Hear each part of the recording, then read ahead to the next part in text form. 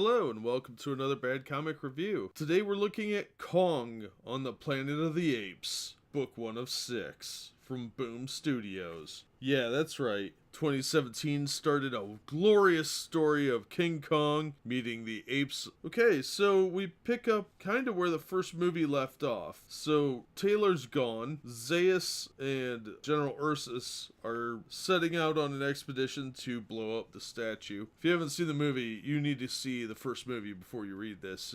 A lot of things will make more sense. But they are interrupted by a soldier gorilla who's freaking out about something, and he's calling for Dr. Zeus, Dr. Zeus. Then we cut back over to Zira and Cornelius, who are under house arrest with Milo because they helped Taylor to escape. Zira and Cornelius are not very popular right now, and there's a lot of civil unrest in Ape City. But Dr. Zeus visits them and drags them out to show them. What we get is a one-page spread of a giant dead ape, and it's pretty graphic. They decide to dissect it and try and figure out where it came from. Now, Ursus doesn't think this is a good idea. He thinks it might be a god, and there is a lot of speculation about what it is and where it came from. And Zeus always knows more than he's letting on. And he pulls out a few artifacts that will help them find out where they need to go. And they get permission from the council to find out where this thing came from. So they set sail, and they get to Warm Water Island, which is Kenya in East Africa. Now remember, they're from like the New York region, so this was not a short trip. Yeah, they get down to this other tribe, and they talk to them, and this other tribe tries to dissuade them, but they seem to know a little bit about where this island is. And they even fight a sea monster and a pterodactyl, but then they find the island. Now, I know I didn't make this sound real exciting, but this was an awesome book. I grew up watching Planet of the Apes,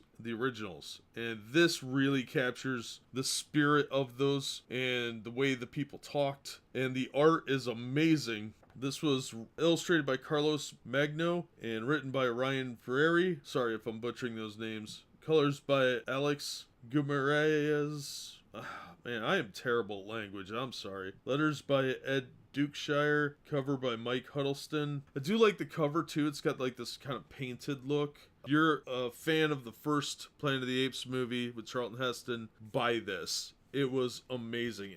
If you're a fan of King Kong too, it really throws in the weirdest but most obvious team up that should have happened at some point. I was super excited to get this. I've got a couple more issues of the series. It's only a 6-issue series. I'm hoping they release it in hardcover because I will buy it if it maintains being this good. That's Kong on the Planet of the Apes. It's a fantastic read. There's a lot of dialogue, but it's all plot driven, and the whole story is incredibly well written, and the art is very, very good, and it really looks like the artist was a fan of the movie and tried his best to capture the spirit of that and make them look like the characters, and I think he did a fantastic job. So good job to the creative team on this one, and please go out and get this. I hope that the rest of the series is this good, because this was a real fun read. A lot of cool ideas that were put together in one issue. For $3.99, I would have paid double to read this book. But that'll do it for this episode. As always, thank you so much for listening and supporting the channel. Be sure to hit like and subscribe, and hopefully we'll see you on the next episode.